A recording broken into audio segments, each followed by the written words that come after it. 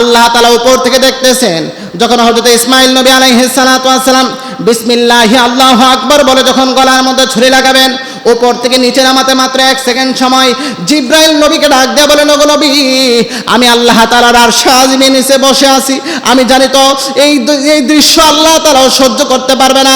কোন সময় আল্লাহ তাআলা আমাকে হুকুম করে দেন, কোন সময় আল্লাহ তাআলা আমাকে আদেশ করে ফেলেন, কোন সময় আল্লাহ তাআলা আমাকে ইশারা দেন, সাথে সাথে আমি নিজ জমিনের মধ্যে যাওয়ার জন্য আল্লাহ তাআলা বলেন, ও জিব্রাইল যাও যাও যাও, জমিনের মধ্যে যাও, আর জান্নাত থেকে 40 বছর ধরে একটা দুম্বা, যেই দুম্বাটা 40 বছর ধরে জান্নাতের মধ্যে লালন পালন হচ্ছে, ওই দুম্বাটা নিয়ে তুমি তাড়াতাড়ি হযরত ইব্রাহিম আলাইহিস সালাতু ওয়াস সালামের ছুরির নিচে নিয়ে বিছিয়ে দাও, আর হযরত ইসমাঈলকে তুলে নাও। হযরত জিব্রাইল আলাইহিস সালাতু ওয়াস সালাম ডাক দেয়া বলেন, আমার কখনো এত পেরেশানি হয় নাই, এত চিন্তিত হয় নাই, আমি সাথে সাথে 1 সেকেন্ডের ভিতরে আমি জমিনের মধ্যে এসে দুম্বাটা হযরত ইব্রাহিম নবী আলাইহিস সালাতু ওয়াস সালামের নিচে দিয়ে দিলাম, আর হযরত ইসমাঈলকে তুলে নিলাম। হযরত ইব্রাহিম নবী আলাইহিস সালাতু ওয়াস সালাম চোখগুলো বন্ধ করে যখন বিসমিল্লাহি আল্লাহু আকবার বলে ছুরি চালিয়ে দিলেন, তখন তিনি চিন্তা করলেন, আরে আমার সন্তান মনে হয় কুরবানি হয়ে গেছে।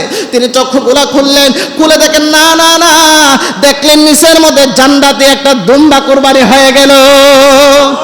জবান খুলে পড়ে আল্লাহু আকবার। ইসমাঈল নবী হযরত ইসমাঈলকে দেখে বললেন, আল্লাহ তুমি আমাকে এমন একটা সন্তান দান করো, যেই সন্তানের চেহারার দিক তাকাইলে আমার নয়ন জুড়িয়ে যাবে। তুমি আমাকে এমন একটা সন্তান দান করো, যেই সন্তানের চেহারার দিক তাকাইলে আমার মায়া লাগবে। আল্লাহ তুমি আমাকে এমন একটা সন্তান দান করো, যেই সন্তানের চেহারার দিক তাকাইলে আমার ভালোবাসার সৃষ্টি হবে। আল্লাহ তাআলা হযরত ইব্রাহিম নবীকে 86 বছর হযরত ইসমাঈল নবীকে দান করলেন। পরে সুবহানাল্লাহ। 86 বছর হযরত ইসমাঈল নবীকে দিলেন, এবং 99 বছরে হযরত ইসহাক আলাইহিস সালাতু ওয়াস সালামকে দিয়েছেন। এখন আমাদের মাঝে কি 99 বছর 86 বছরের বাচ্চা কাচ্চা হয়?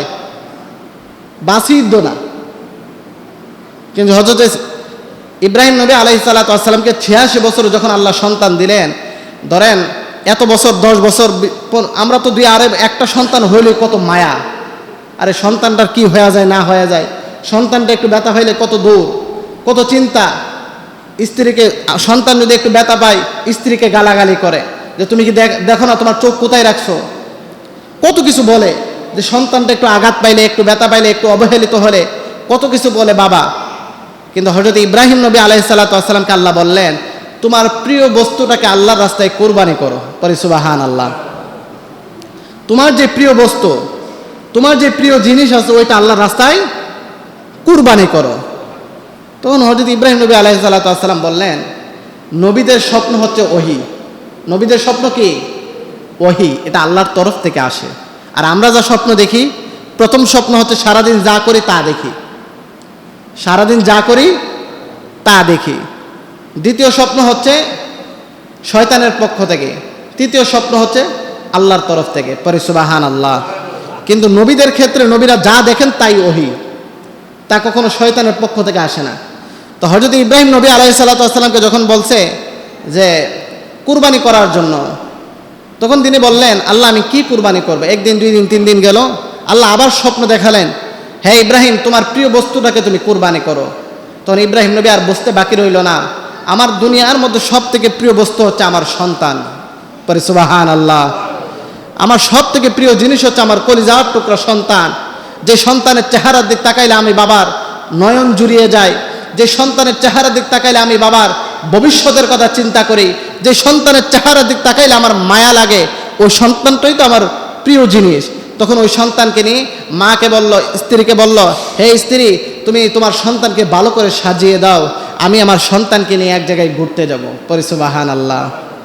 তখন হযরত ইসমাঈল আলাইহিস সালাতু ওয়াস সালামকে নিয়ে নতুন কাপড় পরিধান করে যখন বের হয়ে গেলেন, তখন শয়তান বারবার পিছন দিয়ে আসে, শয়তান বারবার পিছন দিক দিয়ে আসে আর বলে যে তুমি কোথায় যাচ্ছ জানো? তখন বললেন কোথায় যাচ্ছি? বলে তোমাকে তো জবাই করবে। পরে আল্লাহু আকবার। তোমাকে তো জবাই করা হবে। হযরত ইসমাঈল নবী আলাইহিস সালাতু ওয়াস সালাম ডাক দিয়ে বললেন, আমাকে যদি আমার বাবা যদি জবাই করে আল্লাহর জন্য, আমি আল্লাহর জন্য আমি নিজেও প্রস্তুত। আমাকে যদি আল্লাহর জন্য যদি আমাকে জবাই করা হয়, আমি ইসমাইলও আল্লাহর জন্য জবাই হওয়ার জন্য আমি ইসমাইলও প্রস্তুত। সুবহানাল্লাহ, সুবহানাল্লাহ। কত বড় কথা যে আল্লাহ আমার বাবা যদি আমাকে জবাই করতে নিয়ে থাকে, আল্লাহ যদি চাই, আল্লাহ যদি চাই, আমি প্রস্তুত।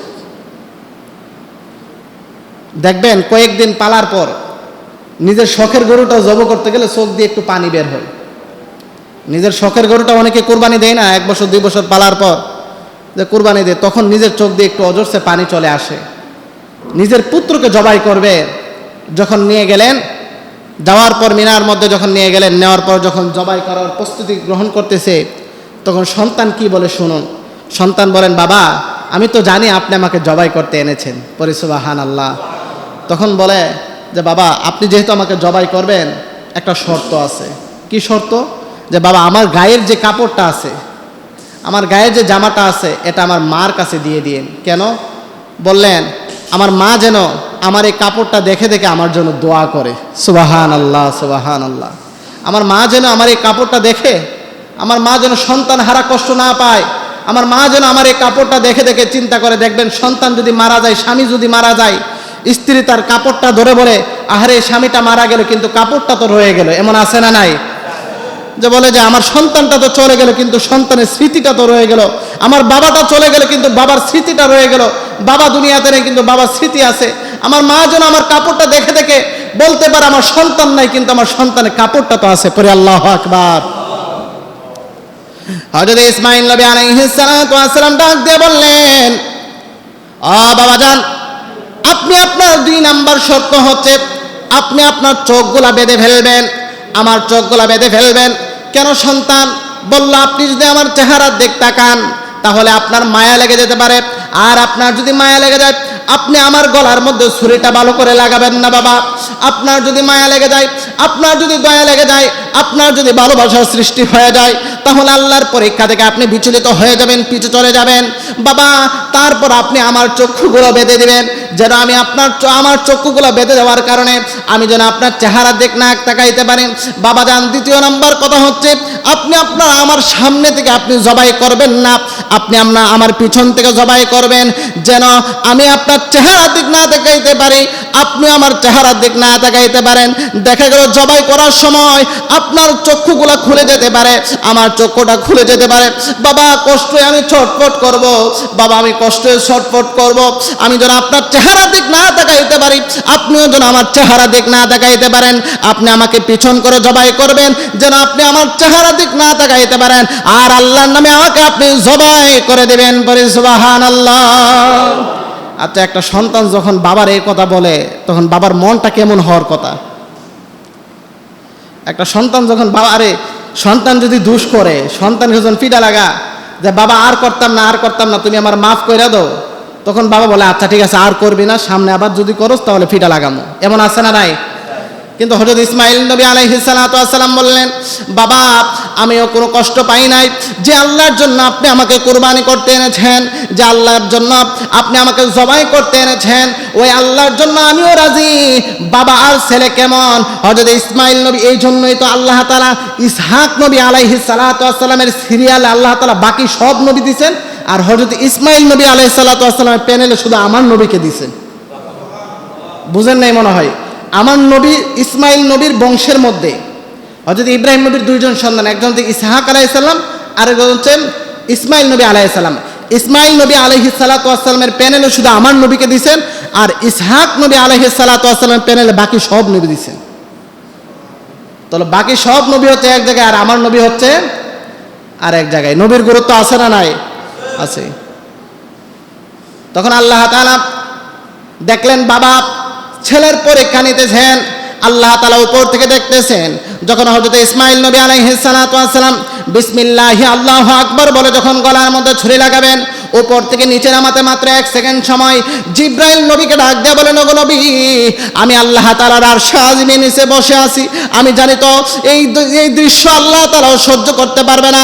কোন সময় আল্লাহ তাআলা আমাকে হুকুম করে দেন, কোন সময় আল্লাহ তাআলা আমাকে আদেশ করে ফেলেন, কোন সময় আল্লাহ তাআলা আমাকে ইশারা দেন, সাথে সাথে আমি নিজ জমিনের মধ্যে যাওয়ার জন্য আল্লাহ তাআলা বলেন, ও জিব্রাইল যাও যাও যাও, জমিনের মধ্যে যাও আর জান্নাত থেকে 40 বছর ধরে একটা দুম্বা, যেই দুম্বাটা 40 বছর ধরে জান্নাতের মধ্যে লালন পালন হচ্ছে, ওই দুম্বাটা নিয়ে তুমি তাড়াতাড়ি হযরত ইব্রাহিম আলাইহিস সালাতু ওয়াস সালামের ছুরির নিচে নিয়ে বিছিয়ে দাও, আর হযরত ইসমাইলকে তুলে নাও। হযরত জিব্রাইল আলাইহিস সালাতু ওয়াস সালাম ডাক দেয়া বলেন, আমার কখনো এত পেরেশানি হয় নাই, এত চিন্তিত হয় নাই, আমি সাথে সাথে 1 সেকেন্ডের ভিতরে আমি জমিনের মধ্যে এসে দুম্বাটা হযরত ইব্রাহিম নবী আলাইহিস সালাতু ওয়াস সালামের নিচে দিয়ে দিলাম, আর হযরত ইসমাইলকে তুলে নিলাম। হযরত ইব্রাহিম নবী আলাইহিস সালাতু ওয়াস সালাম চোখগুলো বন্ধ করে যখন বিসমিল্লাহি আল্লাহু আকবার বলে ছুরি চালিয়ে দিলেন, তখন তিনি চিন্তা করলেন, আহারে আমার সন্তান মনে হয় কুরবানি হয়ে গেছে।